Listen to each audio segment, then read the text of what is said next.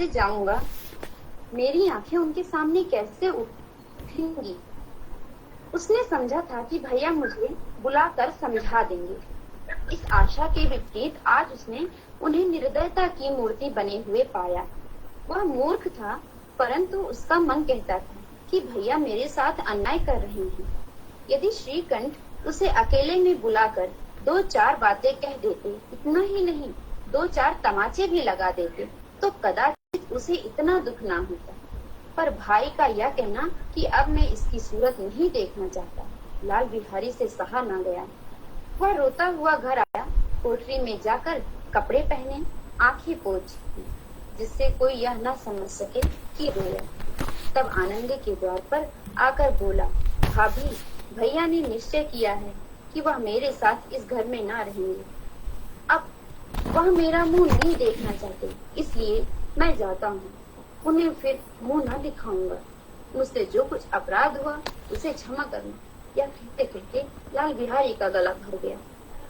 जिस समय लाल बिहारी सिंह सिर झुकाए आनंदी के द्वार पर खड़ा था, उसी समय श्रीकंठ सिंह भी आंखें लाल किए हुए बाहर से आए।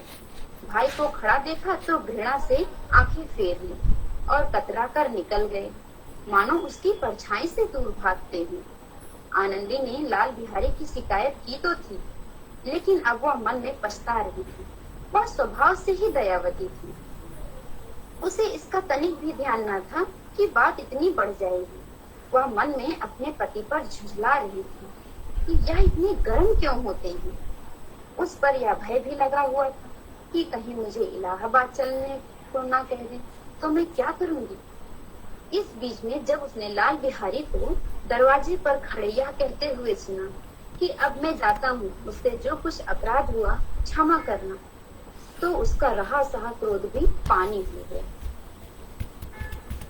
मन का मैल धोने के लिए नयन जल से उपयुक्त और कोई वस्तु नहीं है। श्रीकंठ को देखकर आनंदी ने कहा, लाला बाहर खड़े बहुत रो रहे हैं। श्रीकंठ, तो मैं क्या करूं? आनंदी, भीतर बुला लो। मेरी जीभ में आग लगे, मैंने कहां से यह झगड़ा उठाया। श्रीकंठ, मैं ना बुलाऊंगा। आनंदी, पछताओगे, उन्हें बहुत ग्लानि हो गई है, ऐसा ना हो कहीं चल दें। श्रीकंठ ना उठे। इतने में लाल बिहारी ने फिर कहा, भाभी, भैया से मेरा प्रणाम कह दो, वह मेरा मुंह नहीं देखना चाहते, इसलिए मैं भी अपना मुंह उन्हें ना दिखाऊंगा। इतना कहकर लौट पड़ा और शीघ्रता से दरवाजे की ओर बढ़ा। अंत में आनंदी कमरे से निकली और उसका हाथ पकड़ लिया। लाल बिहारी ने पीछे फिरकर देखा और आंखों में आंसू भरे बोला, मुझे जाने दो। आनंदी, कहाँ जाते हो? लाल बिहारी कहने लगा, जहाँ कोई मेरा मुंह ना देखे। आनंदी, मैं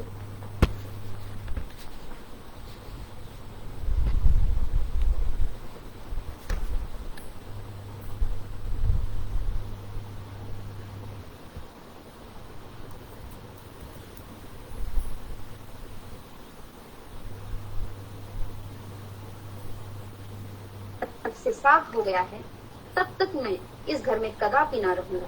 आनंदी, मैं ईश्वर को साक्षी देकर कहती हूँ कि तुम्हारी ओर से मेरे मन में तनिक भी मैल नहीं है। अब श्रीकंठ का भी हृदय पिघला। उन्होंने बाहर आकर लाल बिहारी को गले से लगा लिया। दोनों भाई खूब खूब कूद कर रोए।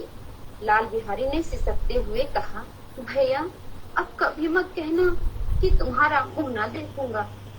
इसके सिवा आप जो दंड देंगे मैं सहर्ष स्वीकार करूंगा। श्रीकंठ ने कांपते हुए स्वर में कहा, लल्लू, इन बातों को बिल्कुल भूल जाओ। ईश्वर चाहेगा तो ऐसा अवसर फिर ना आवेगा। बेनी माधव सिंह बाहर से आ रहे थे। दोनों भाइयों को गले मिलते देखकर आनंद से पुलकित हो गए और बोल उठे कि बड़े घर की बेटियां तो ऐसी ही होती हैं, बिगड़ता हुआ काम भी बना लेती हैं। गांव में जिसने यह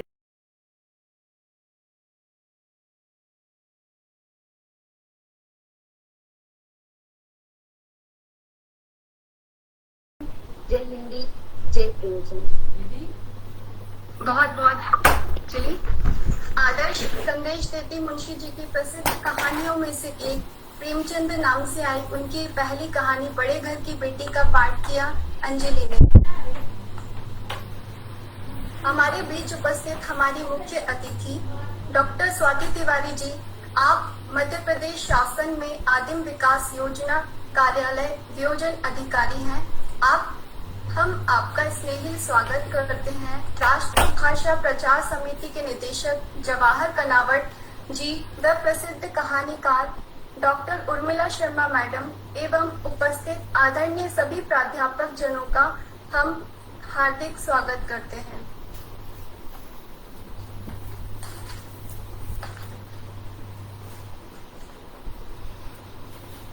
मैं हमारी प्राचार्य महोदया जी से चाहूंगी आप अंत तक हमारे बीच उपस्थित रहें, परंतु समय बाध्यता के कारण आपको जाना पड़ रहा है। मैं आपको बताना चाहती हूँ, हमारी छात्राओं ने भाव्या, सपनों की उड़ान, भूख आदि मौलिक रचनाएं लिखी हैं।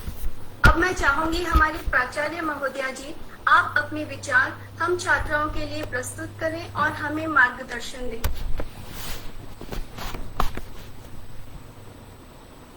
धन्यवाद प्रतिमा सिंह। और सबसे पहले तो मेरी आवाज आ रही है आप लोगों को? जी मैम। ओके, तो सबसे पहले तो मैं हिंदी साहित्य परिषद की संयोजक डॉक्टर ललिता त्रिपाठी, हमारी हिंदी के प्राध्यापक, उनको बहुत बहुत बधाई देती हूँ आज के वेबिनार आयोजन के लिए। और उसके साथ ही मुख्य अतिथि डॉक्टर स्वाति तिवारी जी, जो आपने अभी उल्लेख किया। उसके बाद महाविद्यालय के सभी स्टाफ जो आज इस वेबिनार को ज्वाइन किए हैं, उन सबका मैं हार्दिक अभिनंदन करती हूँ। और हमारी छात्रा श्रुति सरीन ने सरस्वती वंदना बहुत अच्छे से प्रेजेंट की, उसको भी मैं बहुत बहुत बधाई देती हूँ। बड़ी सुरीली आवाज में आपने सरस्वती वंदना गाई। कार्यक्रम का संचालन प्रतिमा सिंह, जो कि कुछ मिलती जुलती मेरे नाम राशि है, उसने भी बहुत अच्छे से एंकरिंग कर रही है। और इसी तरह छात्राओं को यहाँ महाविद्यालय में एक बहुत अच्छा प्लेटफॉर्म मिल रहा है अपने आप को प्रेजेंट करने का, तो मैं सबको पुनः बहुत बहुत बधाई देती हूँ। और यहाँ मैं ये जरूर कहना चाहूंगी कि आज का जो कार्यक्रम है प्रेमचंद की कहानियां, रचनाओं, उपन्यास के ऊपर जो डॉक्टर ललिता त्रिपाठी ने रखा है, ये बहुत ही एक आदर्श प्रस्तुत किया है हमारी छात्राओं के लिए, क्योंकि हम चाहते थे। और ये परिषद का गठन करना भी मैंने इसीलिए डिसाइड किया। मुझे लगता है आज अभी तक के महाविद्यालय के इतिहास में नहीं हुआ है ये कि महाविद्यालय में किसी में भी हिंदी साहित्य परिषद का गठन किया गया। वो एक हमारे लिए बहुत अच्छी बात है कि जो इस तरह का जो परिषद हमने बनाया है और उसका जो उद्देश्य है, जो मेरा एक सोच रहा है कि हम चाहते थे कि हमारे मध्य प्रदेश से दूर दराज से आने वाली छात्राएं, भोपाल जिले की छात्राएं जो हमारे महाविद्यालय में अध्ययन को आती हैं, उन सबको हिंदी भाषा का बहुत अच्छा ज्ञान हो और हिंदी को बढ़ावा देने के लिए, हमारी भारतीय संस्कृति को बचाने के लिए, संवारने के लिए, तो हम जानना चाहते हैं कि इस तरह की जो हमारी हिंदी सभ्यता है, हिंदी संस्कृति है और हिंदी भाषा है, जो कि बहुत ही ज्यादा सशक्त है, उसको हम अपनाएं। और उसके ऊपर जो है ये आज का जो कार्यक्रम रखा है डॉक्टर त्रिपाठी ने, बड़ी अच्छी बात है। छात्राओं को हमारी भाषा का ज्ञान होना बहुत ज्यादा जरूरी है। तो मैं छात्राओं से यही कहूंगी कि आप महाविद्यालय में इस तरह से जब भी कोई आपको प्लेटफॉर्म मिलता है उसका जरूर से फायदा उठाएं। और इसमें आपको बहुत कुछ सीखने को मिलेगा। और हम ये चाहते हैं कि हमारी छात्राएं हिंदी साहित्य पढ़ें। प्रेमचंद जी की तो मैंने भी स्कूल लेवल में कुछ कहानियां पढ़ी हैं, बहुत ही ज्यादा हृदय को छूने वाली। गोदान जैसा आपने बताया वो भी मैंने पढ़ी है।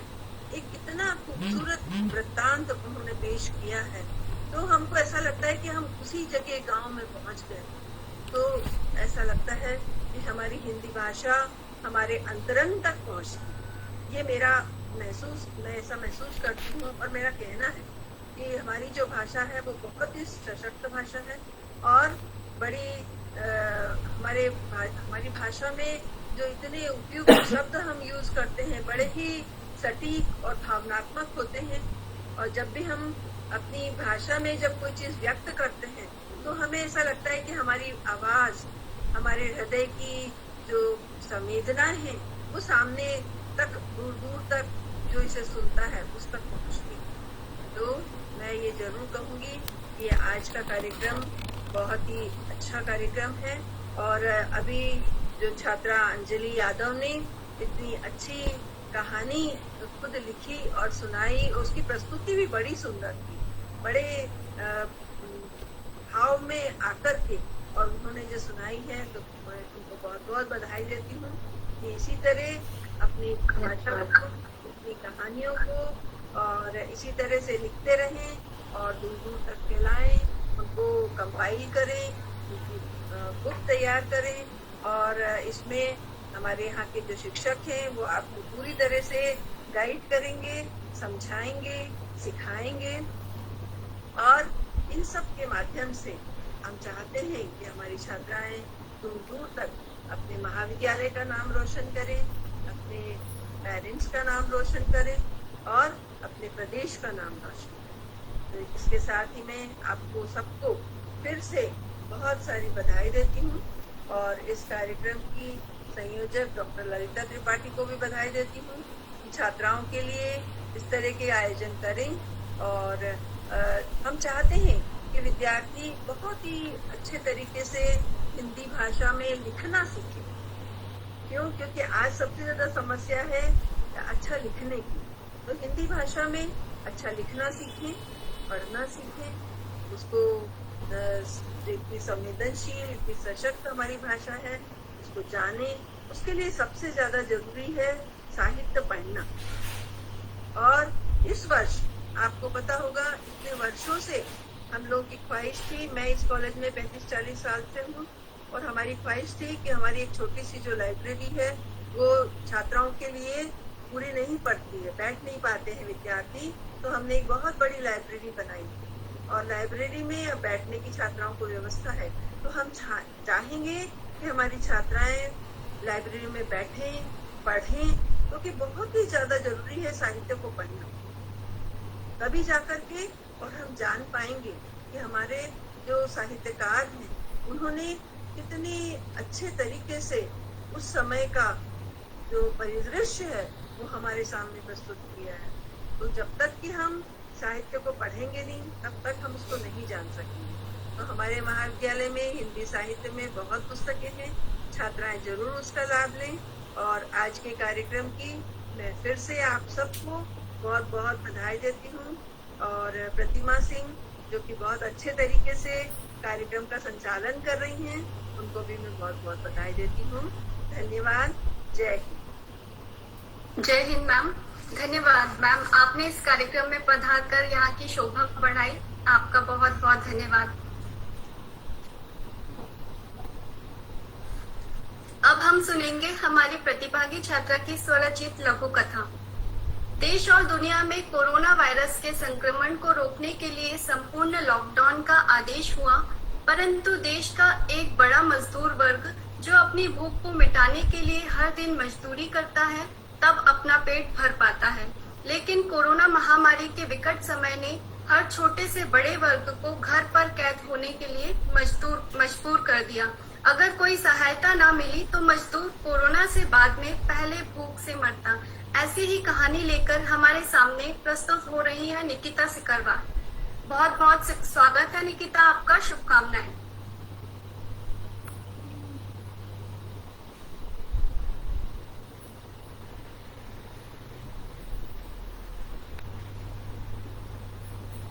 धन्यवाद प्रतिमा। मेरा नाम निकिता शिकरवार है। मैं एमए तृतीय सेमेस्टर की छात्रा हूँ। मैं आपके सामने मूक कहानी प्रस्तुत करने जा रही हूँ। एक शहर में कोरोना महामारी के कारण लॉकडाउन की स्थिति थी। उसी शहर में एक बहुत गरीब परिवार रहता था जिसमें 4 सदस्य थे, 3 बच्चे और एक माँ। देविका मिस्त्री का काम करके तीनों बच्चों को पाल रही थी। सबसे बड़े लड़के का नाम रघु था जो 11 वर्ष का था। दूसरा लड़का 6 वर्ष का था जिसका नाम शिवा था और तीसरी लड़की थी जो मात्र 3 वर्ष की थी, उसका नाम रम्या था। यह तीनों बच्चे देविका के सगे नहीं थे, ये तीनों बच्चे अनाथ थे जिन्हें देविका ने अपना लिया था। लॉकडाउन के 4 महीने जैसे तैसे बीत गए थे। 4 महीनों से देविका की स्थिति दयनीय थी क्योंकि उसके पास ना तो काम था और ना ही कोई पूंजी।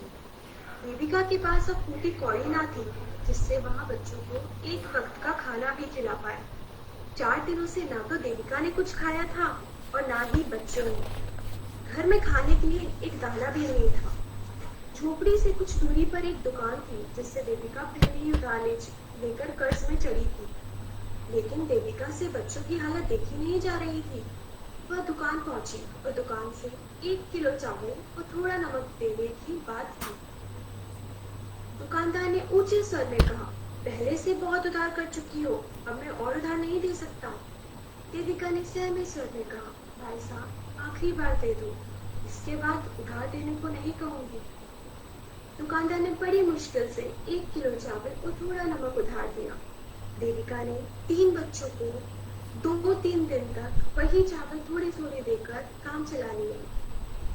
तीनों बच्चे बहुत कमजोर हो चुके थे और देविका की हालत भी अच्छी नहीं थी। 1 हफ्ते से किसी ने भरपेट खाना नहीं खाया था। 10 दिन गुजर गए थे और बच्चे भूख से तड़प रहे थे। सुबह होते ही शिवा ने भूख से रोते हुए कहा, माँ खाना धोना। उतने में ही एक गरीब महिला झोपड़ी के किवाड़ पर खड़ी होकर बोली, चौराहे के पास वाली दुकान पर कुछ अमीर लोग रोटी बांट रहे हैं, चलो तुम भी ले लो। देविका ने कहा, हाँ जल्दी चलो। देविका रोटी लेने चल पड़ी और जल्द ही 5 रोटी लेकर आई। उसने कहा, लो जल्दी खा लो। शिवा दौड़ कर आया और रोटी खाने लगा। उतने में ही रघु देविका के पास आया और रोते हुए बोला, माँ रम्या कुछ बोल नहीं रही है। देविका ने दौड़कर रम्या को गोद में उठा लिया। रम्या भूख से मर चुकी थी। देविका ने रम्या को सीने से लगा लिया और फूट फूट कर रोने लगी। शाम हो गई पर देविका के आंसू रुक नहीं रहे थे। बाहर सुनसान था, एक भी इंसान बाहर ना था। सभी लॉकडाउन के कारण अपने अपने घरों में थे। कोई बाहर दिखता तो पुलिस वाले खूब लाठी मारते। रघु पूरी तरह बुखार से तप रहा था। जब यह देविका ने देखा तो उसे सरकारी अस्पताल लेकर जाने का सोचने लगी। देविका ने रम्या के मृत शरीर को प्यार से गोद में उठाकर पास के एक सुनसान खेत में ले गई और उसे दफना दिया। उसको दफनाने के बाद देविका ने पीछे मुड़कर ना देखा। झोपड़ी में आते ही भूख से कमजोर हुई देविका ने रघु को पीट पर लाद दिया। उसने शिवा को सहमे स्वर से कहा, तुम रोटी खा लेना, मैं भैया को अस्पताल लेकर जा रही हूँ। शिवा ने कहा, ठीक है माँ। देविका महिला पुलिस के डंडों से जैसे तैसे बचकर सरकारी अस्पताल पहुंचती है। डॉक्टर उसका इलाज शुरू भी करने वाला रहता है कि तभी देविका देखती है कि रघु की सांसें बंद हो गई हैं। डॉक्टर ने कहा, यह तो होना ही था, खाना न मिल पाने के कारण इसका शरीर पहले ही बहुत बेजान हो चुका था। देविका के आंसू बह रहे थे। देविका झोपड़ी जाती है। देविका झोपड़ी से शिवा को लेकर एक बड़े से अनाथ आश्रम पहुंचती है। वहाँ शिवा से धीमे स्वर में कहती है, शिवा अब तू यहीं रहना, अब से यही तेरा घर है, तू मेरे पीछे मत आना। देविका शिवा को बहुत रोते हुए छोड़कर आश्रम के बाहर आ गई। देविका एक विनम्र, दयावान और सहानुभूति से परिपूर्ण महिला थी जो ममत्व के गुण से भरी थी। उसने पास के एक तालाब में कूदकर अपनी जान दे दी। धन्यवाद। जय हिंद, जय हिंद।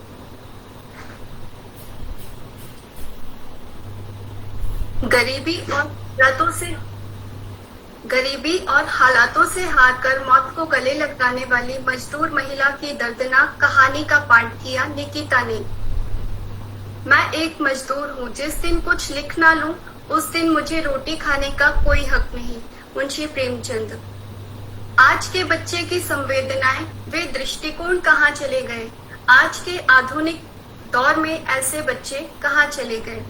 सुप्रसिद्ध कथाकार प्रेमचंद जी की कल्पनाओं द्वारा स्वरचित कालजयी कहानी जो बचपन को पूरी ईमानदारी के साथ व्यक्त करती है, अपने बड़े बुजुर्गों के प्रति त्याग और सद्भाव को दर्शाती कहानी ईदगाह। जी हाँ, नैतिक मूल्यों को सहेजे सुंदर संदेश देती इस कहानी का पाठ करने हमारे समक्ष प्रस्तुत है वीणा मिश्रा। स्वागत है वीणा, आपका बहुत बहुत शुभकामनाएं।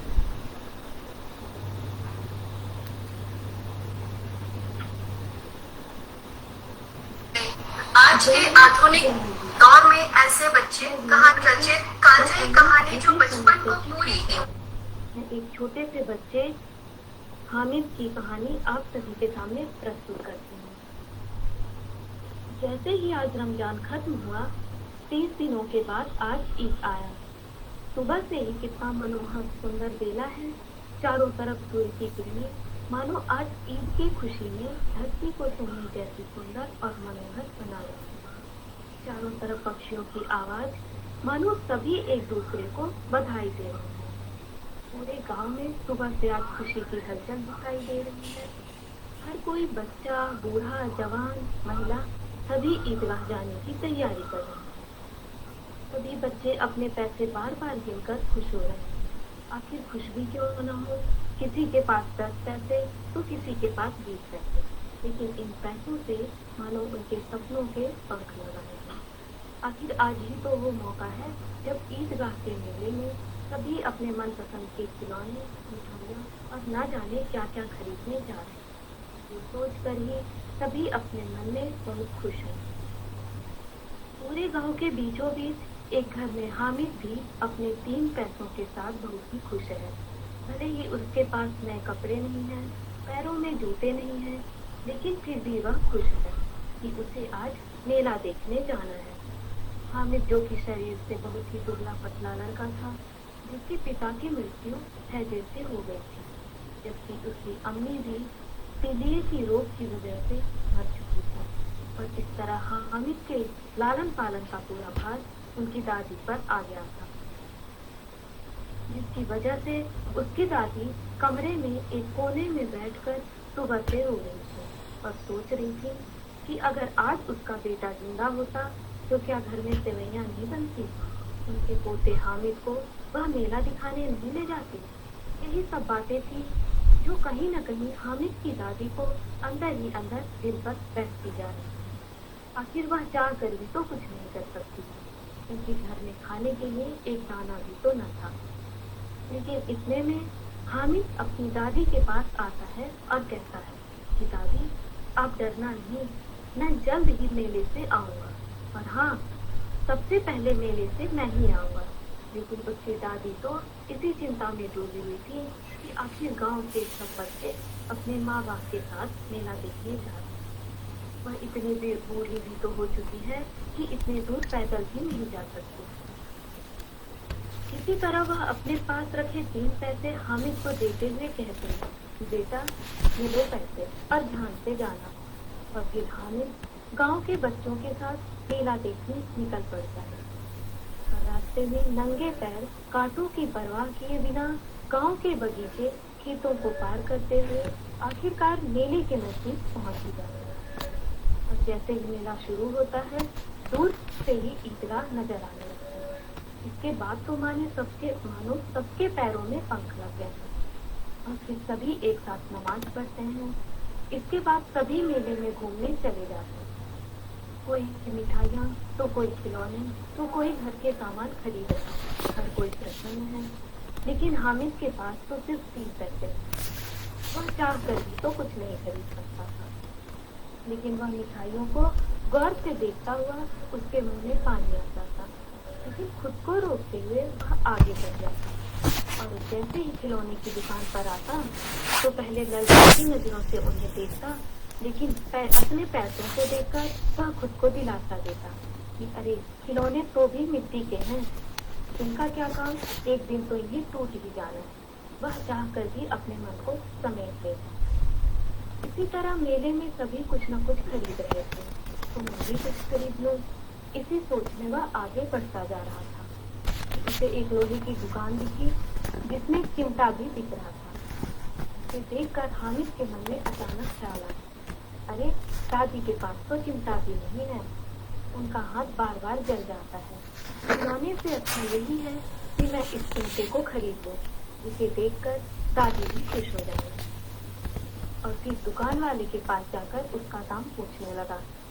पहले हामिद को अकेला देखकर दुकान वाले ने मना कर दिया, बेटा यह तुम्हारे काम की चीज नहीं। तो हामिद बोला, इसे क्यों लाए हो जब इसे बेचना ही नहीं। तो दुकान वाला बोला, 6 पैसे का है और तुम्हें मैं 5 पैसे से कम नहीं दूंगा, लेना है तो बताओ। तो हामिद भी हिम्मत करते हुए बोला, अगर 3 पैसे में दे सकते हो तो बताओ। दुकानदार हामिद को एक टकटकी नजरों से देखता रहा और बोला, ठीक है लाओ 3 पैसे। इसके बाद हामिद ने 3 पैसे देकर चिमटा लेकर गर्दन पर रखते हुए आगे बढ़े और अन्य साथियों को दिखाते हुए उनके साथ घर चले। घर पहुंचते ही पहले से इंतजार कर रही उसकी दादी उसे चिमटे के साथ आते हुए देखती है तो तुरंत बोल पड़ती, ये क्या लाया बेटा, पूरे दिन में कुछ भी नहीं खाया था, इनका क्या काम, कुछ खा लेता। लेकिन हामिद प्यार से अपनी दादी से कहता है कि दादी आप रोज जब रोटियां बनाती हो तो आपका हाथ जल जाता है, जिसे मुझे देखा नहीं जाता, इसीलिए आपका हाथ ना जले तो मैं चिमटा ले आया। यह बात सुनकर हामिद की दादी के आंखों में खुशी के आंसू आ गए और तुरंत अपने पोते को गले से लगा लिया। यह कहानी को सुनकर हमें यह शिक्षा मिलती है कि बच्चे वास्तविक रूप से मन के सच्चे होते हैं, जिनके अंदर ईश्वर का वास होता है।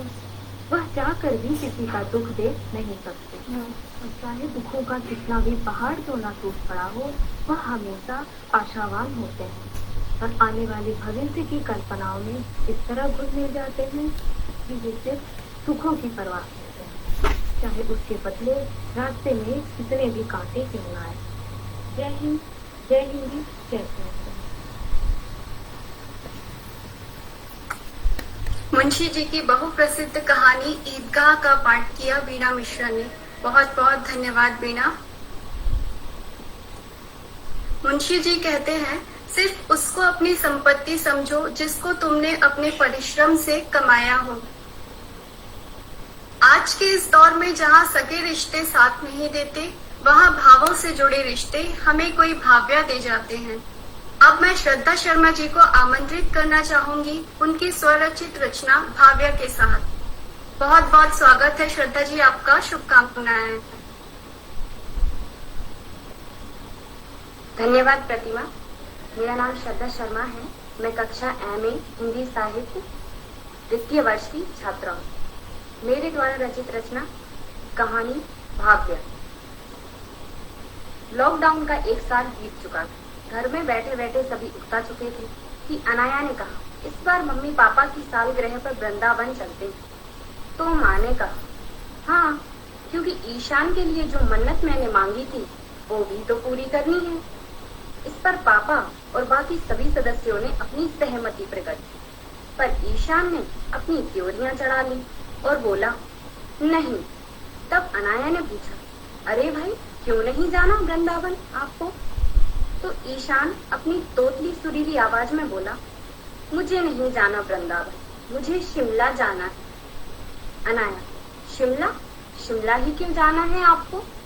ईशान, क्योंकि मेरा दोस्त शिमला घूमने गया था, उसने वहां से बहुत सारे खिलौने खरीदे।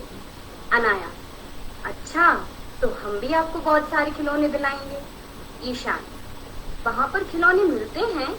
अनाया, हाँ, अब तो चलोगे ना हमारे साथ?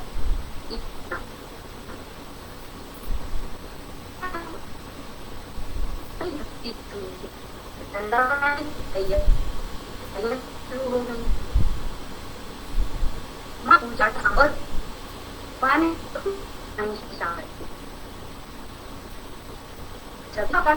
पूरी और नीत या आकार को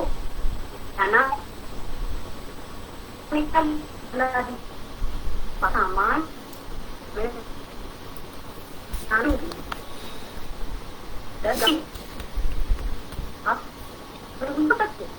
और दरवाजे ध्यान से लगा दिए हैं ना? कोई सामान तो नहीं छूटा, और तुम्हारी मम्मी ने अपनी दवाइयाँ तो रखी है ना?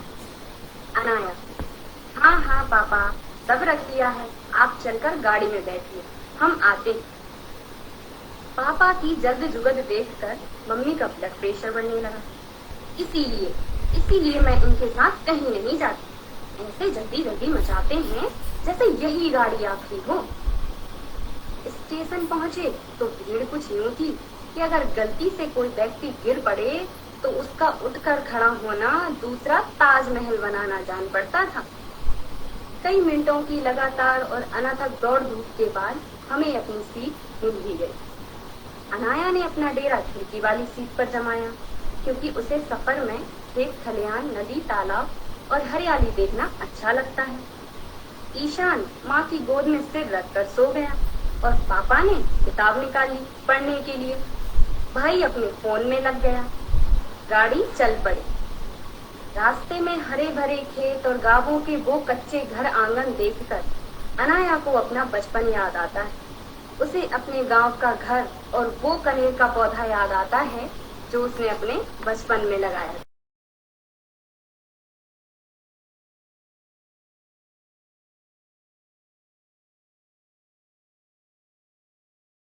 यादें ताजा हो जाती। अनाया इसी सोच में डूबी होती है कि उसे कुकर की सीटी जैसी आवाज सुनाई देती। वह आवाज रेलगाड़ी के इंजन के रुकने की होती है और अनाया अपनी पुरानी यादों से बाहर आ जाती है। पापा, दीना स्टेशन आ गया, खाना निकालो, भूख लगी होगी सभी को, मैं पानी लेकर आता हूँ। सभी ने खाना खाया। वृंदावन पहुँचे, सफर में थक चुके थे। पापा ने एक होटल में कमरा किराए पर ले लिया। उसी होटल के पास नकली गहनों की एक छोटी सी दुकान थी, जिसका मालिक एक बूढ़ा व्यक्ति था। वह अपनी पत्नी के साथ वहाँ रहता था। लॉकडाउन में बिक्री न होने की वजह से उसकी स्थिति दयनीय हो चुकी थी। 2 लोगों का खर्च उठाना उसके बस में न था कि ऊपर से उसकी इकलौती बेटी, जो कि अपने पति से तलाक लेकर अपने पिता के घर आ बैठी थी। उसकी एक छोटी सी बच्ची भी थी, 6 साल। हम थोड़ी देर होटल के बाहर खड़े क्या हुए, पापा ने तो उन परिवार से पहचान ही कर डाली। पापा को तो सभी लोग अच्छे ही जान पड़ते हैं। इतने में अनाया की नजर उस छोटी सी बच्ची पर गई जो उस वृद्धा बूढ़े व्यक्ति की पत्नी की गोद में बैठी थी। उस बच्ची की मासूमियत ने अनाया का मन मोह लिया। अनाया ने उसे अपने पास बुलाया। हमारे पास आओ। बच्ची डरते हुए अनाया के पास आई। अनाया, चॉकलेट खाओगे? बच्ची ने अपनी गर्दन हिलाई और चॉकलेट लेकर दौड़कर फिर अपनी नानी की गोद में जा बैठी। अनाया को उससे मिलकर एक अपनापन सा लगा, जैसे कोई रिश्ता हो उससे। दूसरे दिन माँ ने मंदिर में पूजा रखवाई। सभी मंदिर पहुँचे कि अचानक पापा को याद आया कि अपना वो थैला जिसमें पैसे और जरूरी सामान है वहीं होटल में छूट गया। अनाया दौड़कर होटल वापस आई और थैला लिया। होटल से निकलते ही उसकी नजर उसी बच्ची पर गई जो वहाँ खेल रही थी, तो थैला दुकान में रख अनाया भी उसके साथ खेलने लगती है। वह खेलने में इतनी खो जाती है कि थैले की सुध भूल जाती है। जब आधे रास्ते पहुँचती है तो याद आता है कि थैला तो दुकान में ही रह गया। वापस लौटकर उसने बूढ़े व्यक्ति से कहा, चाचा, मेरा थैला यहाँ छूट गया था, अभी आपने देखा होगा। बूढ़े व्यक्ति ने झुंझलाते हुए अनाया से कहा, यहाँ कोई थैला वैला नहीं। अनाया घबराई, क्योंकि उस थैले में उसके सारे पैसे और कुछ कीमती सामान भी था। तो अनाया ने जोर देकर कहा, चाचा ध्यान से देखिए, मैंने थैला यहीं रखा था। उस बूढ़े व्यक्ति ने अनाया को दुत्कारकर भगा दिया। मासूम बच्ची वहीं खड़ी है सब देख रही। अनाया के वहां से जाने के बाद उस बच्ची ने बूढ़े व्यक्ति से कहा, नाना जी, आपने दीदी का थैला क्यों छुपाया? तो उस बूढ़े व्यक्ति ने बच्ची को गुड़की देकर कहा, कहाँ से गले पड़ गई, काम की ना काज की, दुश्मन अनाज की। इतनी सगी है तो जा रहे उसके साथ। और अंदर जाकर अपनी पत्नी और बेटी को सारा मसला समझा दिया। तीनों सारा सामान बांध वहां से निकल गए। इधर अनाया मंदिर पहुंची और सभी हाल कह सुनाया। जब सब दुकान पर पहुंचे तो दुकान पर और घर पर कोई नहीं था। उनका सामान भी गायब था तो देखकर समझ गए। पर वहीं से थोड़ी ही दूरी पर वो बच्ची अकेली खड़ी रो रही थी। वह धीरे धीरे नन्हे नन्हे कदमों से अनाया के पास आई और उससे पूछने लगी, माँ कहाँ गई? यह सुनते ही अनाया के पैरों तले जमीन खिसक गई। उसकी आंखें छलक उठी। उस बच्ची ने भाव भरे शब्दों से पूछा, माँ कहाँ गई? यह सुन अनाया ने उसे अपने सीने से लगा लिया और दोनों फूट फूट कर रोने लगी। उस बच्ची की मासूम सी भावों से भरी आंखें अनाया से केवल यही पूछ रही थीं कि माँ मुझे छोड़कर कहाँ गई? अनाया के पास इसका कोई जवाब ना था। उसने भरे हुए कंठ से उस बच्ची को भाग्या कहकर पुकारा और उसे अपने साथ घर ले आई और एक माँ की तरह उसका लालन पालन करने लगी। कुछ वर्ष पश्चात आज भाव्या पूरे 25 वर्ष की हो चुकी और एक समाज सेविका बन एक एनजीओ चलाती थी जिसमें वह अनाथ बच्चों और बूढ़े माँ बाप जिन्हें उनके बच्चों ने घर से निकाल दिया है उनकी सेवा करती थी। एक दिन एक बूढ़ा व्यक्ति और 2 औरतें बुढ़ापे के कारण जिनका शरीर दुर्बल हो चुका है एनजीओ में आते हैं। वहाँ भाव्या उनकी खूब सेवा करती है जिससे उनकी तबीयत में सुधार होता है। इस तरह कुछ समय व्यतीत हो जाता है कि एक दिन अनायास ही अनाया एनजीओ आती तो भाव्या उसे तीनों नए मेहमानों से मिलाती। अनाया उन्हें देखते ही पहचान लेती। वो तीनों भाव्या के नाना नानी और माँ होते। अनाया को देखकर उन तीनों की आंखें फटी की फटी रह जाती। उनके पैरों तले जमीन खिसक जाती। तीनों सहम जाते। पर अनाया के मुखमंडल का भाव विनम्र था। वह भाव्या को यह सच बताना नहीं चाहती क्योंकि वह जानती थी कि अगर भाव्या को पता चला तो उसका रिश्तों से विश्वास उठ जाएगा। उस एहसास से भरोसा उठ जाएगा जो अनाया ने भाव्या के चरित्र में स्थापित किया है। धन्यवाद। जय हिंद, जय हिंदी, जय प्रेमचंद।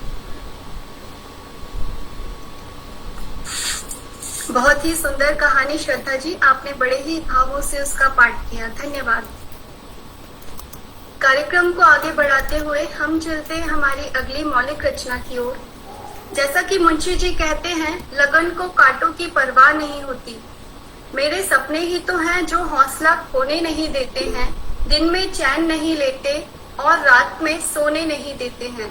ज्योति सिंह सोलंकी अब अपनी मौलिक रचना सपनों की उड़ान का पाठ करने आ रही हैं। ज्योति, आपका बहुत बहुत स्वागत है। मेरा नाम है ज्योति सिंह सोलंकी। मैं बीए द्वितीय वर्ष की छात्रा हूँ। मेरी कहानी है सपनों की उड़ान। जीवन में सभी लोग बड़े बड़े सपने देखते हैं। कोई डॉक्टर बनना चाहता है, कोई शिक्षक बनना चाहता है, कोई पुलिस बनना चाहता है। सभी के कुछ ना कुछ सपने अवश्य होते हैं जिन्हें पूरा करने की कोशिश सब लोग करते हैं और सभी अपने सपनों की उड़ान में उड़ना चाहते हैं। मैं ऐसी ही एक लड़की की कहानी आप सबके सामने सुनाने जा रही हूँ जिसका सपना था कक्षा में प्रथम स्थान लाने का। एक लड़की थी जिसका नाम कौशल्या था। कौशल्या एक छोटे से गांव की निवासी थी। उसके गांव में बहुत अच्छा विद्यालय था जो प्रारंभ से लेकर 12वीं कक्षा तक था। विद्यालय हिंदी माध्यम में था। कौशल्या इसी विद्यालय में पढ़ती थी। वह अपनी कक्षा में प्रथम स्थान पर नहीं आती थी परंतु पढ़ने में अच्छी थी। वह अंग्रेजी विषय में बहुत कमजोर थी। वह अंग्रेजी को छोड़कर सभी विषय पढ़ने में रुचि रखती। उस समय गांव में अंग्रेजी को ज्यादा प्रयोग में नहीं लाया जाता। आज भी ग्रामीण क्षेत्रों में अंग्रेजी के शिक्षक व अंग्रेजी भाषा का अभाव देखने को मिलता है। प्रारंभ से 4वीं कक्षा तक कौशल्या गांव के विद्यालय में ही पढ़ी। एक दिन विशेष अवसर पर कौशल्या की कक्षा में जो बच्चा कक्षा में प्रथम स्थान लाया था उसको सम्मानित किया जा रहा था। साथ में पुरस्कार भी दिया जा रहा था। सभी तालियों से उसका स्वागत कर रहे थे। कौशल्या देख रही थी कक्षा में प्रथम स्थान पर आया तो उसे कितना अच्छा पुरस्कार मिला। सभी बच्चे उससे मित्रता करना चाह रहे। मैं भी कक्षा में प्रथम स्थान पर आना चाहती, फिर मुझे भी पुरस्कार मिलेगा, मेरे भी इतने सारे मित्र होंगे। यह सपना कौशल्या ने यहीं से देखना शुरू कर दिया। 5वीं कक्षा में उसका दाखिला शहर के विद्यालय में हुआ। शहर में उसके काका काकी रहते थे जो कौशल्या और उसके भाई को अपने साथ रखना चाहते थे। कौशल्या उन्हीं के साथ शहर में रहती थी। उसके काका काकी कभी भी कौशल्या की मदद करने से पीछे न हटे। सब हिंदी के तो अच्छे ज्ञानी थे, किंतु अंग्रेजी किसी को नहीं आती थी। अंग्रेजी में उसे कहीं से कोई मदद न मिलती थी। कौशल्या का दाखिला अंग्रेजी माध्यम विद्यालय में हुआ। उसे अंग्रेजी का मानो एक शब्द भी न आता था। वह अंग्रेजी पढ़ भी नहीं पाती थी। दाखिला के समय प्राचार्य मैडम ने उसका परिचय अंग्रेजी में और अंग्रेजी के कुछ शब्द पढ़ने को कहा। कौशल्या को अंग्रेजी पढ़ना नहीं आता था। उसने जोड़ जोड़ कर कुछ शब्द पढ़े जो पूर्णतः सही न थे। यह देखकर प्राचार्य मैडम ने निराशा व्यक्त कहा, इसकी जिम्मेदारी हम नहीं ले सकते, यह बहुत कमजोर है। आप चाहे तो दाखिला करवा सकते हैं, पर अपनी जिम्मेदारी। कौशल्या के अभिभावक ने कौशल्या से पूछा, क्या तुम यहाँ दाखिला करवाना चाहती हो? कौशल्या बहुत डरी हुई थी। गांव से शहर के वातावरण में जमीन आसमान का फर्क होता है, और फिर अंग्रेजी माध्यम विद्यालय में दाखिला। कौशल्या के लिए यह पल बहुत दुखद है। क्या फैसला करूं? कहीं मेरा फैसला गलत ना हो। वह बहुत भयभीत थी। दाखिला लूं कि नहीं? वह जानती थी कि वह अंग्रेजी में कमजोर है। वह अपनी कमजोरी दूर करना चाहती थी। ये बिना उसका सपना अधूरा ही रह जाता। उसने कुछ न सोचा और हाँ बोल दिया, हाँ मैं पढ़ना चाहती हूँ। उसका दाखिला अंग्रेजी माध्यम विद्यालय में हो गया। अब बारी आई विद्यालय जाने की। कौशल्या शहर के वातावरण से बिल्कुल अपरिचित थी। ऐसा बोल भी नहीं पाती थी जैसा शहर में बच्चे बोलते, और अंग्रेजी माध्यम विद्यालय था तो सबको अंग्रेजी में बोलना अनिवार्य था। वह अंग्रेजी ना तो बोल पाती थी और ना ही समझ पाती। अब विद्यालय में पहला दिन था। उसकी कक्षा में प्रवेश करते ही सभी बच्चे उसे एक साथ देखने लगे और सभी कौशल्या से उसका नाम पूछने लगे। कौशल्या ने अपना नाम बताया। बच्चों को उसके बोलने का तरीका गाढ़ जैसे लगा। सब आपस में उसका उपहास उड़ाने लगे। एक तो वह उम्र ही ऐसी होती है जहाँ हमें इतनी समझ नहीं होती कि हमें किसकी मदद करनी है, किसका उपहास उड़ाना है। बच्चे ही थे सब जोर जोर से हंसने लगे। कौशल्या बहुत घबरा गई। वह डरने लगी कि यह लोग तो हंस रहे हैं। उसने अपने जीवन में कभी अपने आप को इतना कमजोर ना तो देखा था और ना ही समझा था। उसे इन सब का व्यवहार देख अपने गांव की विद्यालय की बहुत याद आ रही थी। मन ही मन सोच रही थी, क्यों मैंने यहाँ दाखिला लिया। मेरे गांव का विद्यालय कितना अच्छा था। फिर कक्षा में मैडम आई। कक्षा में नए बच्चों को देखा तो उन्होंने सबका परिचय जानना चाहा। कौशल्या को खड़ा किया गया। वह बहुत डर रही थी। जैसे तैसे खड़ी हुई। मैडम ने उसका नाम पूछा। कौशल्या सिर्फ एक ही चीज सीख के आई थी, कोई उसका नाम पूछे, sir my name is Kaushalya, यह बताना है। उसने मैडम को यही बताया। बच्चे जोर जोर से हंसने लगे। मैडम ने सर लगा के नाम बताया। मैडम ने फिर पूछा, तुम्हारा सरनेम क्या है? तो कौशल्या इसका अर्थ नहीं जानती थी। उसे लगा यही बोलना है, sir my name is Kaushalya. फिर यही बोला। मैडम को भी हंसी आ गई। बच्चे तो हंसी रहे थे। मैडम ने 2-3 बार पूछा, फिर बैठा दिया। वह गहरी सांस लेते हुए बैठ गई। वह जिसके साथ बैठी थी वह लड़कियां भी बहुत हंस रही थी, उसे चिढ़ा रही थी। किसी ने भी उससे मित्रता नहीं की। वह बहुत दुखी रहने लगी। तो अंग्रेजी से कुछ समझना आता था और कुछ छूट जाए तो कोई बताने वाला भी नहीं था। वह बहुत ही असहाय महसूस करती थी। बच्चे अपने साथ बैठाते भी नहीं थे। घर में भी किसी से कुछ ना बताए। जब अकेली हो तो रो लेती थी। सबके सामने अपने विद्यालय और सहेलियों की छोटी तारीफ करती। कौशल्या को किसी के सामने कमजोर बनना बिल्कुल पसंद नहीं था। विद्यालय में ना तो उसके साथ कोई खेलता था और ना ही कोई बात कर रहा था। कुछ समय बाद उसकी मित्रता कुछ लड़कियों से हो गई जो पढ़ने में कौशल्या की अपेक्षा थी। उन्होंने उसकी जितना हो सका मदद की। कौशल्या को एक ऐसे साथ की जरूरत थी जो उससे होशियार हो, उसे अनजान चीजों से परिचित कराए, उसकी मदद करे। किंतु होशियार बच्चे मदद तो दूर उसे बिल्कुल पसंद नहीं करती। उसने उस विद्यालय में 2 वर्ष तक पढ़ा। वह उस विद्यालय में प्रथम स्थान तो नहीं, पर 2 वर्ष में अंग्रेजी का ज्ञान थोड़ा बहुत हो गया था। वह अंग्रेजी में रुचि लेने लगी थी। वह अंग्रेजी बोलना सीखना चाहती थी, सबसे अंग्रेजी में बात करना चाहती थी। वह घर में भी उसके यहाँ अंग्रेजी का ज्ञान किसी को नहीं था। कोई उसकी गलतियों को सुधारे। यदि वह विद्यालय में गलत बोलेगी तो वैसे भी उसकी कक्षा में सभी बच्चे उस पर हंसते थे, पर उसे इस बात की खुशी थी कि उसने अंग्रेजी का ज्ञान और शहर में कैसे बोला जाता है, या यूं कहें कि शहरी वातावरण से परिचित हो गई। वह सपना नहीं भूली थी कक्षा में प्रथम स्थान लाने का।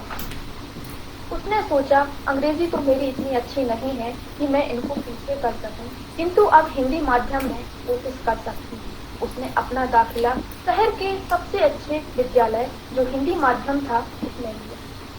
वह अंग्रेजी सीखने में इतना व्यस्त हो गई कि वह हिंदी में अपने आप को कमजोर महसूस करने लगी। कुछ हिंदी के शब्दों का ज्ञान था, कुछ अंग्रेजी की। किसी भी विषय का पूरा ज्ञान नहीं था, इससे उसको समझने में परेशानी होती थी। यह उसके सामने बड़ी समस्या थी। अब उसे हिंदी पर भी जोर देना था। वह 1 वर्ष तक प्रतियोगिता की सूची में नहीं आ पाई थी। 1 वर्ष में उसने हिंदी और अंग्रेजी को अच्छे से समझा, सभी विषयों को समझने में समानता लाई। जैसे ही 8वीं कक्षा में पहुंची, वह हिंदी और अंग्रेजी सभी विषय अच्छे से समझने लगी। 8वीं कक्षा की अर्धवार्षिक परीक्षा से वह प्रतियोगिता की श्रेणी में आने लगी। अब उसके अंदर पढ़ने का जुनून सा जगा। वह अपने उस सपने को देखने लगी जो वह हमेशा से ही सोचती थी कि मुझे कक्षा में अच्छा स्थान लाना था। जब वह 9वीं कक्षा में आई तो उसके पिताजी का तबादला दूसरे शहर में हुआ। अब उसे यह विद्यालय छोड़ना पड़ा। उसने दूसरे शहर के हिंदी माध्यम विद्यालय में दाखिला लिया। उसने शुरुआत से ही अच्छे से पढ़ाई करना प्रारंभ कर दिया, और जो उसके अंदर कमी थी उसने अपनी कमजोरी को अपने शिक्षक गणों की सहायता से दूर करने की कोशिश। इस विद्यालय में उसने अपने उस सपने को पूरा किया जो वह बचपन से देखती आ रही थी। 9वीं कक्षा से ही वह कक्षा में प्रथम स्थान लाने लगी और पुरस्कार मिलने लगा, जिसे वो दूसरों के हाथों में देखती थी। आज वह अपने हाथों में देख वह बहुत प्रसन्न थी। जब 9वीं कक्षा का परिणाम घोषित हुआ, तब वह अपना परिणाम अपने दादाजी, जिन्हें वह सबसे ज्यादा प्यार करती थी, उनके साथ गई। उनके सामने अपने आप को कक्षा में प्रथम स्थान पर आते देख बहुत प्रसन्न हुई और उसके दादाजी भी बहुत खुश हुए। उनके सामने प्राचार्य मैडम ने भी उसकी बहुत तारीफ की। वह 9वीं से लेकर 12वीं कक्षा तक प्रथम श्रेणी में आती रही। उसके इतना संघर्ष करने के बावजूद वह दिन आ ही गया जो वह हमेशा अपने सपनों में थी। इस कहानी से हमें यह शिक्षा मिलती है कि हमने जो सपना देखा है, यदि उसे हम कभी भूले नहीं और उसे पूरा करने के लिए अपनी कमजोरी पर ध्यान देकर अपनी कमजोरी को दूर करने की कोशिश करें, तो हम अपना सपना अवश्य पूरा कर सकते हैं। हम अपने सपनों की उड़ान भर सकते हैं। हम अपने सपनों की उड़ान में उड़ भी सकते हैं। जय हिंद, जय हिंदी, जय जैन। धन्यवाद।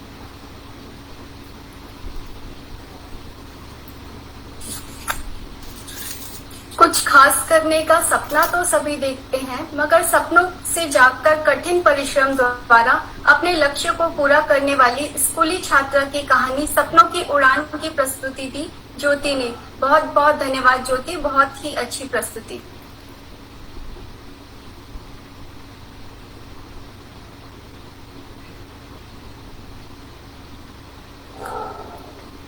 इतनी सुंदर प्रस्तुति, इतना सुंदर काम, शाबाशी कर दीजिए इन बच्चों के नाम।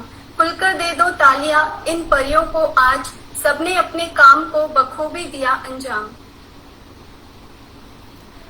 लेखन और लेखक को लेकर प्रेमचंद जी लिखते हैं, लिखते तो वो लोग हैं जिनके अंदर कुछ दर्द है, अनुराग है, लगन है, विचार है। जिन्होंने भोग और विलास को जीवन का लक्ष्य बना लिया, वह क्या लिखेंगे। आज जो शख्सियत हमारे बीच उपस्थित हैं, वे मानव अधिकारों के सशक्त पैरोकार, कुशल संगठनकर्ता व प्रभावी वक्ता के रूप में सुपरिचित हैं। कार्यक्रम की हमारी मुख्य अतिथि डॉक्टर स्वाति तिवारी मैम को आमंत्रित करती हूँ। आप अपने विचार प्रस्तुत करें और हमें भविष्य के लिए मार्गदर्शित करें। मैम, आपका बहुत बहुत स्वागत है।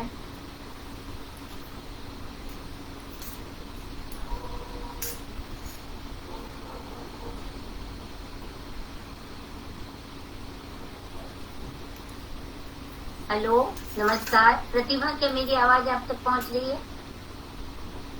जी मैम, आपका बहुत बहुत स्वागत है। धन्यवाद प्रतिभा जी। आप सभी को मेरा यथायोग्य अभिवादन। कॉलेज के प्राचार्य महोदय डॉक्टर प्रतिभा सिंह मैडम, मेरी प्रिय मित्र, मेरी गुरु जैसी आदर्श प्रोफेसर ललिता त्रिपाठी मैडम, अन्य सभी के प्राध्यापक वर्ग जो कि इसमें जुड़े हुए हैं, और प्यारे बच्चों, आप सबको मैं प्रेमचंद जयंती के इस अवसर पर जो ये सुंदर आयोजन हुआ उसके लिए बधाई देती हूँ। आप सबका अभिनंदन करती हूँ कि हम 141 वर्ष के बावजूद प्रेमचंद जी को यहाँ पर सुन रहे हैं, उनको लेकर के हम कुछ नया कर रहे हैं। हम सीखना चाहते हैं उनके साहित्य से, साहित्य में प्रवेश करना, साहित्य में जाना। मित्रों, ऐसी क्या खास बात है कि 141वें जयंती पर भी प्रेमचंद जी याद किए जा रहे हैं? उनके साहित्य में क्या है जिसको लेते हुए हम आज भी उन्हें साहित्य में उसी शीर्ष पर देखते हैं और उसी स्थान पर देखते हुए हम उन्हें याद करते हैं, उनके साहित्य को पढ़ते हैं और पढ़ना चाहते हैं। ऐसा कहा जाता है कि जिसने प्रेमचंद को नहीं पढ़ा उसने हिंदुस्तान को नहीं पढ़ा। प्रेमचंद इसलिए आज तक कालजयी बने हुए हैं, इसलिए प्रासंगिक बने हुए हैं कि उन्होंने अपनी लेखनी से आम आदमी के अंतर्मन को छूने की कोशिश की। उन्होंने सामाजिक सरोकारों को मार्मिक यथार्थ के साथ चित्रित किया। वो उन सामाजिक सरोकारों को लेकर हमारे सामने आए जो सचमुच जीवन के दिन के लिए आदमी जूझता है, जो जीवन की लड़ाइयाँ हैं। ऐसा कोई क्षेत्र नहीं है साहित्य समाज का जो प्रेमचंद की कलम से अछूता रहा हो। फिर वो गरीब हो, दलित हो, किसान हो, स्त्री हो, मजदूर हो, सबको लेकर के उन्होंने, हर किसी को लेकर के उन्होंने सुंदर कहानियां लिखी। हम अगर उनकी कहानियों की बात करें तो कहानियों के साथ साथ उन्होंने हमारे उन क्षेत्रों पर सामाजिक विडंबनाओं पर प्रहार भी किया है जिनके कारण कई कुप्रथाएं फैली हुई थी, वर्ग भेद फैला रहा, कई तरह के ऊंच नीच जैसे मुद्दे बने रहे, जाति को लेकर के कई समस्याएं, हमारे यहाँ स्पर्शता को लेकर समस्याएं बनी रही। तो प्रेमचंद जी ने उन विषयों को उठाकर हमें एक दृष्टि दी। माना जाता है कि जब किसी देश को देखना होता है तो लोग उसकी आर्थिक और राजनीतिक दृष्टि से उसे देखते हैं, लेकिन सही मायनों में जब हम किसी देश को देखना चाहते हैं तो हमें उसकी सामाजिक दृष्टि और उसके साहित्य को देखना होता है। और भारत की सामाजिक दृष्टि देने वाला अगर कोई साहित्य रहा तो वो प्रेमचंद युग से शुरू होता है। प्रेमचंद जी क्यों? क्योंकि वो आदर्शवाद से साहित्य को यथार्थवाद पर लेकर आए थे। उन्होंने साहित्य को यथार्थ के धरातल पर खड़ा किया और यही वो मुद्दा है, यही वो उनकी साहित्य की विशेषता है जो आज तक प्रासंगिक बना हुआ है। क्योंकि साहित्य सहित समाज के हित में, सबके हित में होना चाहिए। साहित्य जीवन का यथार्थ होना चाहिए। मेरा ऐसा मानना भी है मित्रों की कहानी जीवन का मर्म है। कथा सम्राट प्रेमचंद को याद करते हुए अगर ये हम इस बात पर गौर नहीं करते तो हम फिर प्रेमचंद की बात नहीं कर रहे। कहानी जीवन का मर्म है जो पाठक और श्रोता को सीधे उपलब्ध होनी चाहिए। सीधे उपलब्ध होनी चाहिए से मेरा तात्पर्य ये नहीं कि हमने एक प्लेट में रख दी और सामने वाले को मिल गई। सीधे उपलब्ध होने से अर्थ ये है कि कहानी में वो प्रवाह हो, वो सरलता हो, वो सहजता हो और वो सत्य हो जो व्यक्ति के दिल को स्पर्श कर सके। पाठक या श्रोता जब उसको सुने तो उसके दिल को वो छुए और वो उसे आत्मसात करे।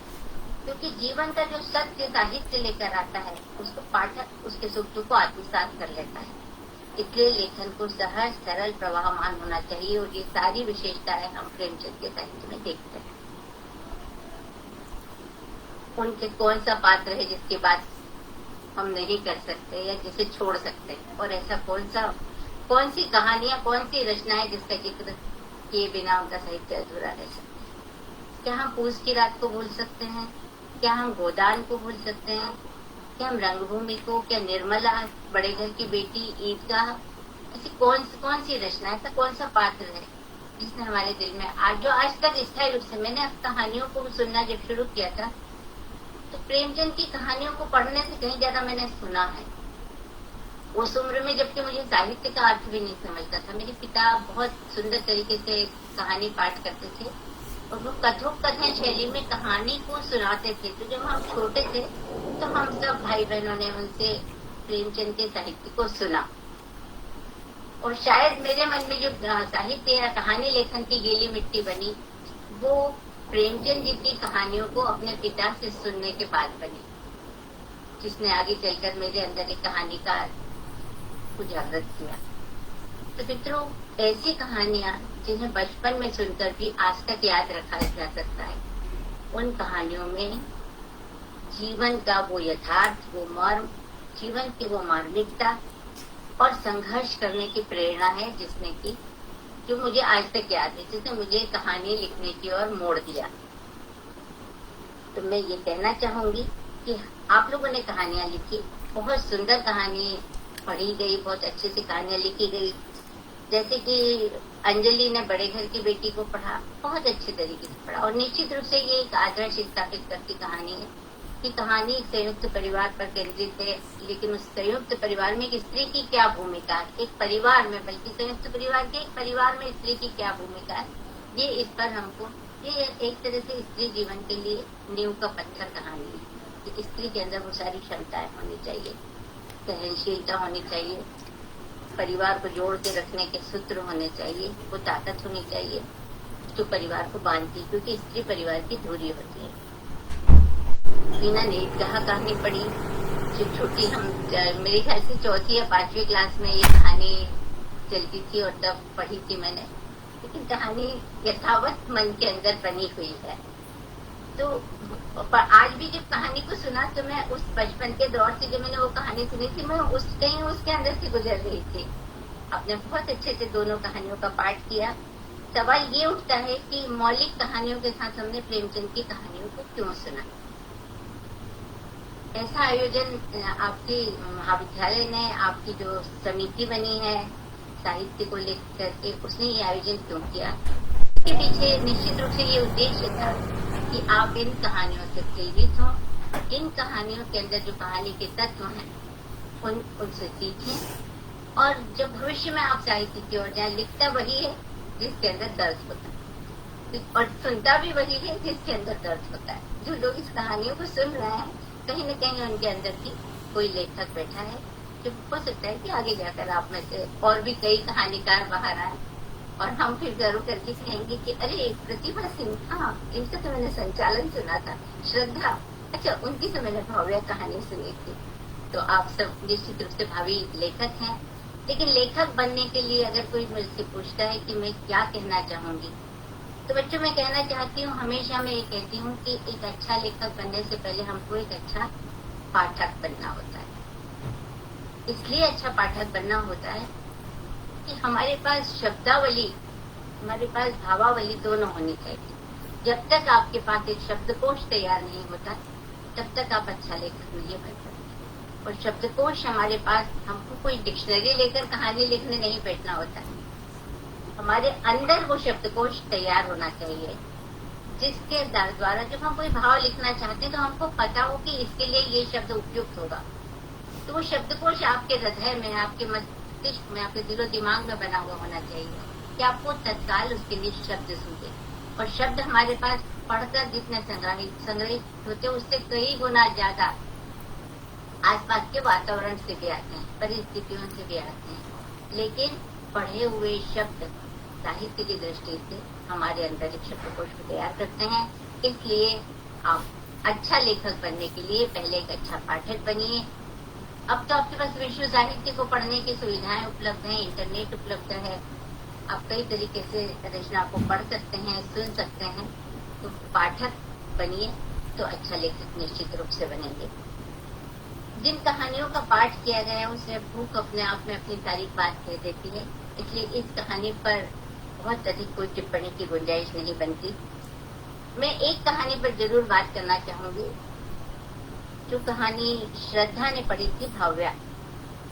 निश्चित रूप से कहानी बहुत अच्छे तरीके से पढ़ी, और जब हम आधी कहानी तक जाते हैं, कहानी बहुत सुव्यवस्थित चलती है, कहानी बहुत सुंदर तरीके से प्रवाहित होती है। लेकिन जहाँ आने के बाद एक कहानीकार को यथार्थ पर आना चाहिए, वहाँ वो कल्पना लोक में चला गया। क्योंकि लॉकडाउन के साथ जब हम कहानी को जोड़ते हैं तो अभी इतना लंबा समय हमारे सामने से नहीं गुजरा कि हमने उस बच्ची को बड़ा भी कर दिया, हमने उस बच्ची को एनजीओ चलाने के काबिल भी बना दिया, वो एनजीओ भी चला रही, वो बुजुर्ग माता पिता होकर के फिर उसी के पास लौट कर आ गए, हम कल्पना में चले गए। प्रेमचंद का साहित्य और कहानी हमें ये कहती है कि कहानी यथार्थ पर केंद्रित है। हाँ, ये कहानी लॉकडाउन के साथ नहीं जुड़ती, किसी और घटना के साथ जोड़ते तो हम हमारे सामने कहानी वो दृश्य को उपस्थित करते, अभी दृश्य नहीं कल्पना उपस्थित करते कि ऐसा होगा, क्योंकि एक अंतराल नहीं गुजरा है।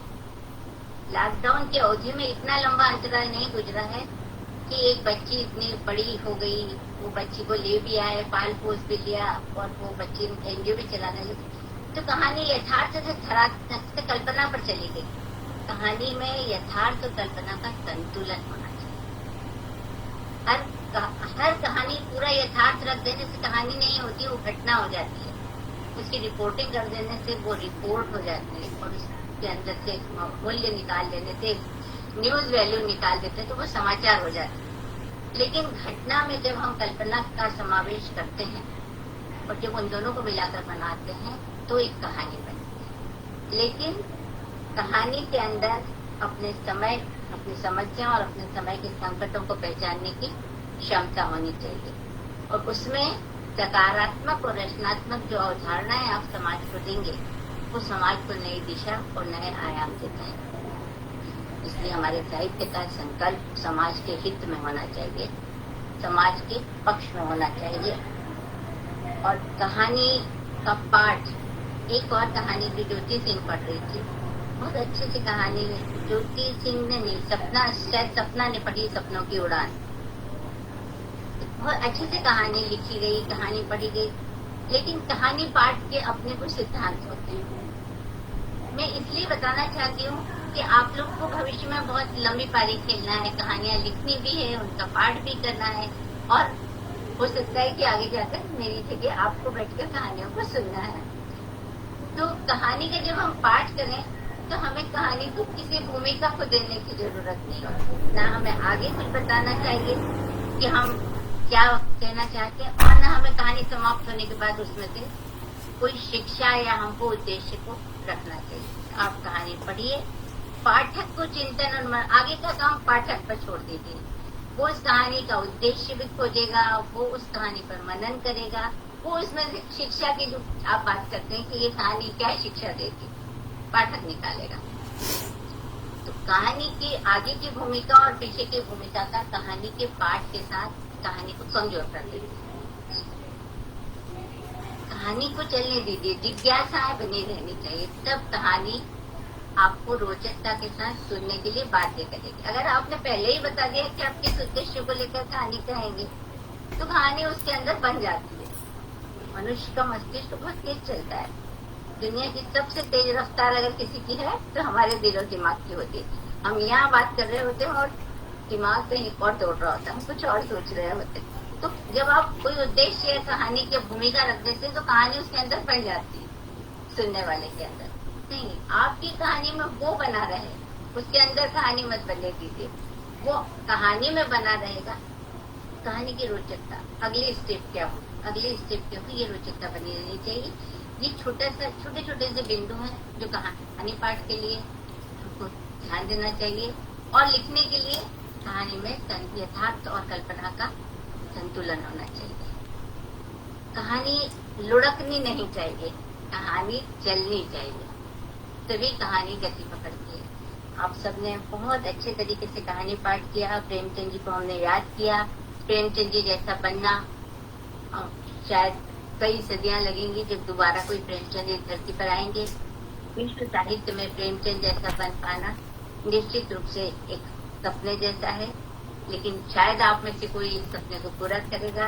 ऐसा मेरा विश्वास है, ऐसी मैं उम्मीद करती हूँ। वो कुशल संपादक थे, कुशल लेखक थे, उनके अंदर और एक बहुत अच्छे सामाजिक कार्यकर्ता थे। उन्होंने अपने साहित्य के माध्यम से हमारे अंदर जागरूकता पैदा की। उन्होंने स्त्री को भी बोलना सिखाया और किसान को भी लड़ना सिखाया। तो साहित्य हमेशा किसी को प्रेरित कर सके, ऐसे साहित्य की रचना करनी चाहिए।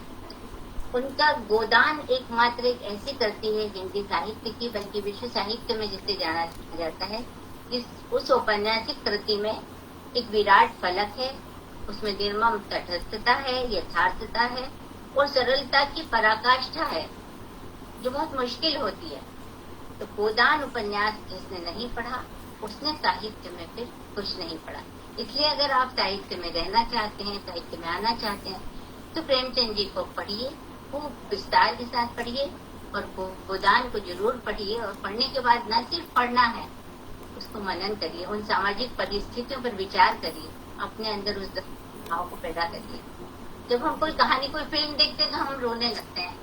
मेरे घर में ये घटना अक्सर होती थी कि जब हम पहले टीवी पर बहुत अच्छी फिल्में आती थी और कोई मनोरंजन के साधन इतने मोबाइल वाली चीजें नहीं थी, नेट वेट इतना नहीं होता था, तो जब पिक्चर आती थी तो मैं और मेरे जब बच्चे छोटे थे, अब तो मेरे बच्चे विदेश जाकर बसे हुए हैं, छोटे थे तो हम सब पिक्चर देखते थे। और मेरे हस्बैंड जब आते थे कहीं से अपने, उनकी इस तरह की ड्यूटी थी कि देर भी होती थी, तो देखते थे कि हम सब की आंखों के नीचे वो आंसुओं के रेले बने हुए हैं, हम लोग कोई रो रहा है, कोई सुबक रहा है, तो वो पूछते थे कि ऐसा है क्या इसमें।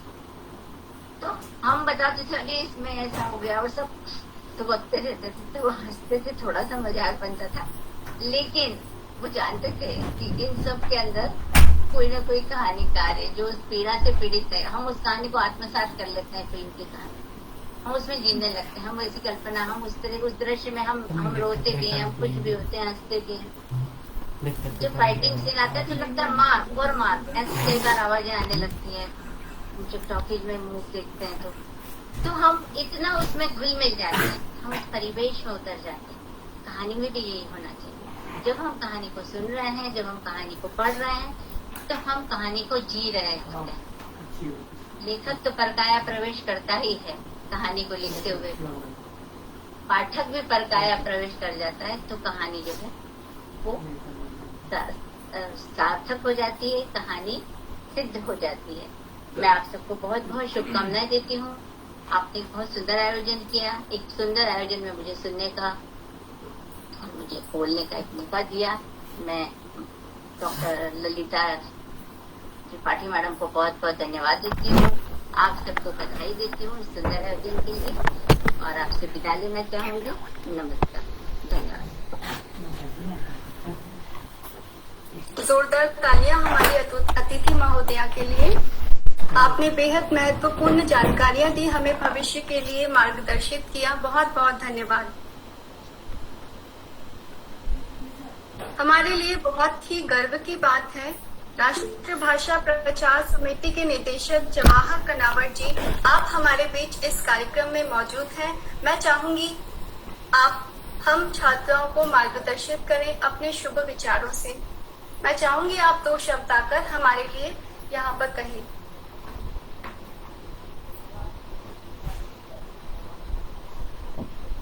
आपका बहुत बहुत स्वागत है। प्रोफेसर ललिता जी ने मुझे इस कार्यक्रम का जब लिंक भेजा तो मैंने यही सोचा कि प्रेमचंद पर आज अनेक कार्यक्रम हैं, लेकिन छात्रों के कार्यक्रम के साथ जुड़ना ज्यादा आनंददायक होता है, क्योंकि जो हिंदी भाषा और साहित्य को आगे बढ़ाने का जो काम है वो तो यही करेंगे। हम बुजुर्ग लोग जो 60 से ऊपर वाले हैं उनको तो हम लोग बहुत सुनते रहते हैं, तो मुझे बहुत खुशी हुई कि आज यहाँ पर प्रेमचंद की कहानियों का पाठ किया गया और स्वरचित कहानियों का भी पाठ किया गया। ये जो संगम हुआ ये बहुत अच्छा रहा। और मैं आपको बता दूं कि मेरा एक कार्य विश्व की हिंदी पत्रकारिता पर पिछले 17-18 साल से चल रहा है और मैंने ये पाया है इस कार्य को करते हुए कि प्रेमचंद केवल भारत के नहीं है, विश्वव्यापी है और विश्व की कितनी भाषाओं में प्रेमचंद का अनुवाद हुआ है शायद हम इसकी कल्पना भी नहीं कर सकते। चाहे आप, मुझे याद आ रहा है कि मैं 2016 में जब फिजी गया था। फिजी आप समझिए यहाँ से पहुंचने में हमें 24 घंटे लग जाते हैं। तो फिजी के लोगों ने जो एक पत्रिका निकाली थी साहित्यकार, उस पर आज मैं उस पत्रिका को देख रहा था, मैं आप उस पर मुखपृष्ठ जो पहला अंक है आप देख रहे हैं, इस पर ये प्रेमचंद का फोटो थी। तो कितनी लोकप्रियता प्रेमचंद की रही ये आप समझ सकते हैं। और उन्होंने उस पर एक बहुत अच्छा उक्ति या कोटेशन उस पर प्रकाशित हुआ था। उस पत्रिका के पहले पृष्ठ पर उन्होंने लिखा था कि साहित्यकार मानवता, दिव्यता और भद्रता का बांधे होता है। जो दलित है, पीड़ित है, वंचित है, चाहे वो व्यक्ति हो या समूह, उसकी हिमायत करना और वकालत करना उसका फर्ज है। उसकी अदालत समाज है, इसी अदालत के सामने वो इस्तिगासा पेश करता है। ये प्रेमचंद ने उस लिखा था जिसको। तो इसलिए मैं आप सभी को और खासकर प्रोफेसर ललिता जी को बहुत बधाई देता हूँ कि आपने एक छात्राओं को इस कार्य के लिए प्रेरित किया और एक हिंदी साहित्य परिषद का गठन कर इस कार्य को आगे बढ़ाया है। और मैं आप सबसे ये भी आशा करता हूँ कि आपने अच्छा कार्यक्रम किया है, तो इसके साथ ही अपनी भाषा पर गर्व करना सीखिए। किसी तरह की ये भावना नहीं होना चाहिए कि अरे हम हिंदी के विद्यार्थी हैं, हमारा भविष्य क्या होगा। मैं तो एक बैंक में हिंदी के माध्यम से ही महाप्रबंधक बना, तो इसलिए आप सबके मन में उत्साह होना चाहिए और इस भाषा के माध्यम से भी अनंत संभावनाएं प्राप्त होती है। और प्रेमचंद जैसे लेखक की अगर आपने याद किया है तो आपने ये बहुत बड़ा कार्य किया है। आज पूरे देश में नहीं, भारत के बाहर भी जयंती मनाई जा रही है। मैं आप सबको पुनः शुभकामनाएं देता हूँ और आपकी प्राचार्य महोदया और प्रोफेसर ललिता जी को विशेष रूप से बधाई देना चाहता हूँ कि उन्होंने इतने अच्छे कार्यक्रम का आयोजन किया और आप भविष्य में भी इस तरह के आयोजन करते रहें और अपनी सक्रियता बनाए रखें और जो हिंदी का परचम है उसको पूरे उत्साह के साथ लहराने का प्रण करें, दृढ़ निश्चय करें। आप सबका बहुत बहुत धन्यवाद कि आपने मुझे बोलने का मौका दिया। मैं तो एक श्रोता के रूप में ही यहाँ पर आया था और उसी तरह रहना चाहता था, लेकिन आदरणीय ललिता जी का आग्रह था। तो आप सबको बहुत बहुत धन्यवाद।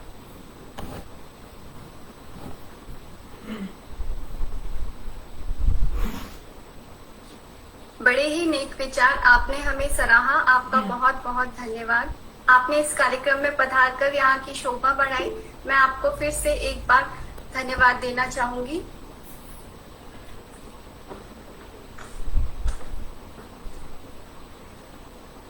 अब मैं हमारी हिंदी साहित्य परिषद की संयोजक प्रोफेसर अब मैं हमारी हिंदी साहित्य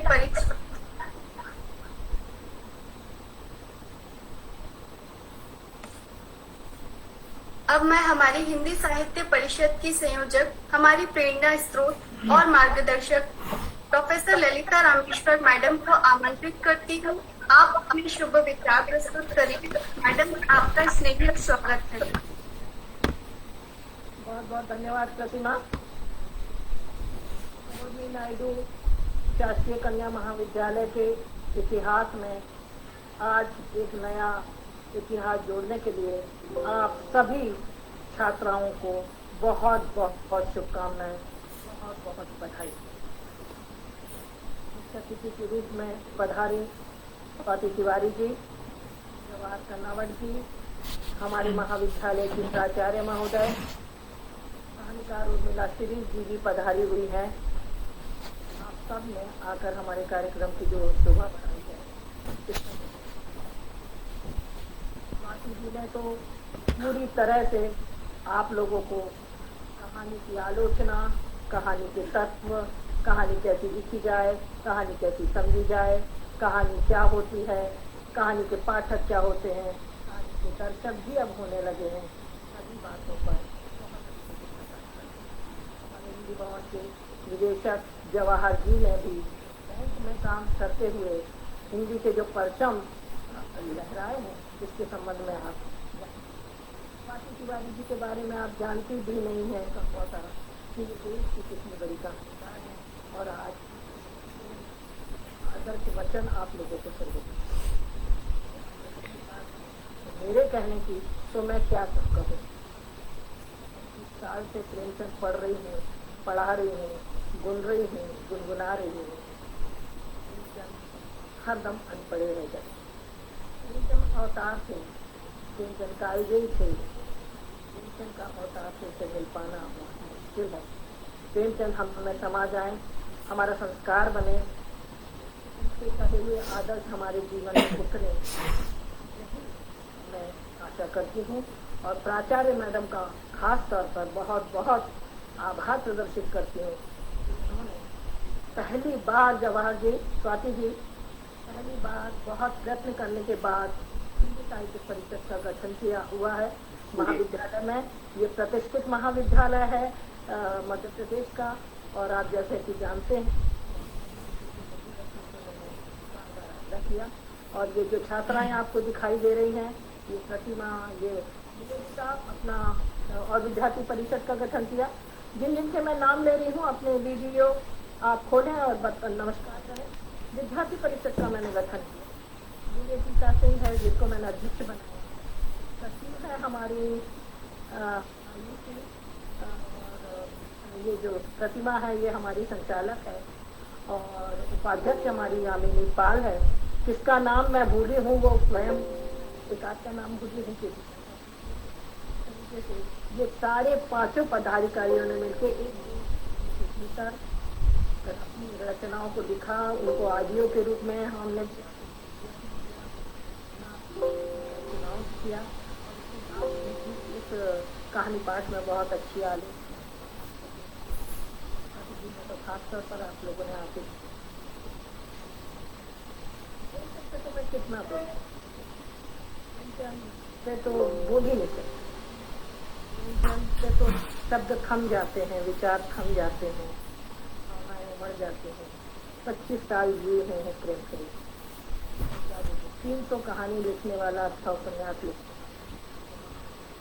आज हमको उनको याद कर रहे हैं, आप उस सबके साक्षी बन रहे हैं। ये मेरी एक बहुत ही आत्मिक शांति मुझे इससे प्राप्त हो रही है, जिसको मैं शब्दों में बयान नहीं कर सकती।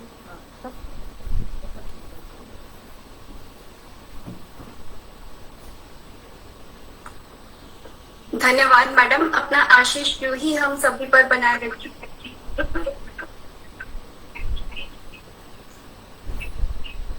अब कार्यक्रम के समापन से पूर्व मैं आदरणीय जनों का आभार व्यक्त करने हेतु आयुषी जैन को आमंत्रित करती हूँ। धन्यवाद प्रतिमा।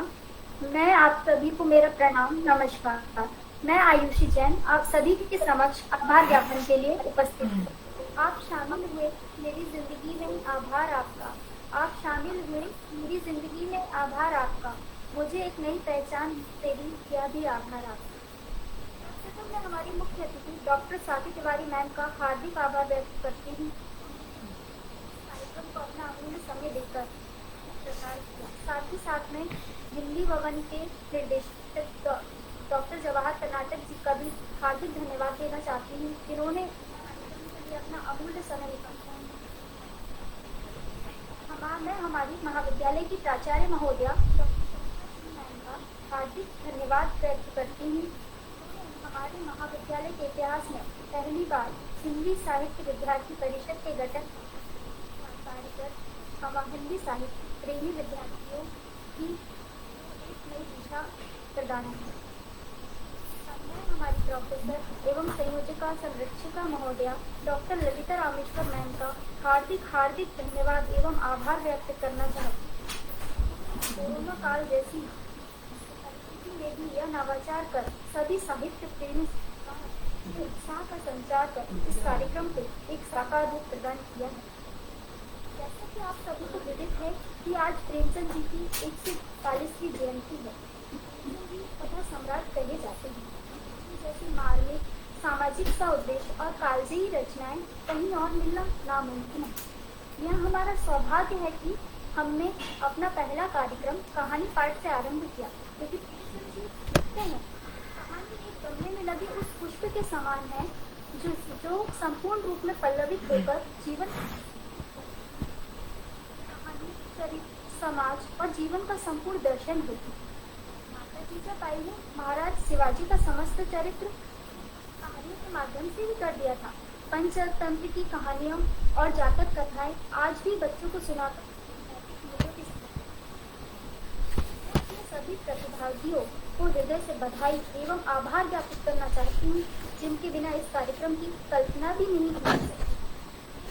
मैं अपने सभी मुख्य अतिथियों, प्राचार्य महोदया, प्रोफेसर ललिता रामेश्वर मैम, पदाधिकारियों, समस्त श्रोतागणों का आभार प्रकट करती हूँ। तो उन्होंने हमारी हिंदी साहित्य विद्यार्थी परिषद के पहले कदम कहानी पाठ को अमूल्य समय एवं प्यार देकर सफल बनाया। इस कार्यक्रम की समाप्ति से पूर्व मैं कुछ कहकर अपनी बात को समाप्त करना चाहूंगी। खुशियों से भरी इस महफिल में आज अपनेपन का एहसास हुआ है। खुशियों से भरी इस महफिल में आज अपनेपन का एहसास हुआ है। आपकी गरिमामयी उपस्थिति पाकर यह कार्यक्रम खास हुआ है। गरिमामयी उपस्थिति पाकर यह कार्यक्रम खास हुआ है। आप सभी को पुनः धन्यवाद। जय हिंद, प्रेमचंद, जय प्रेमचंद।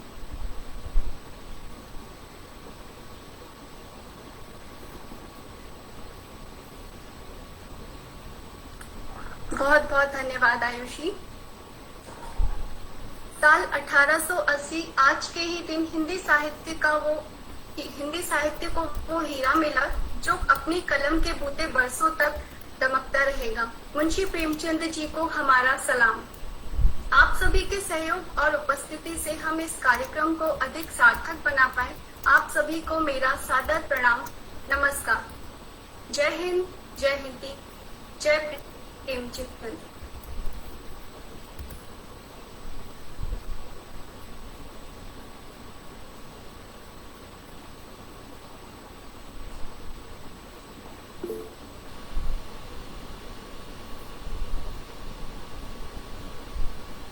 ललिता दीदी, बहुत बहुत बधाई। बहुत सुंदर कार्यक्रम था।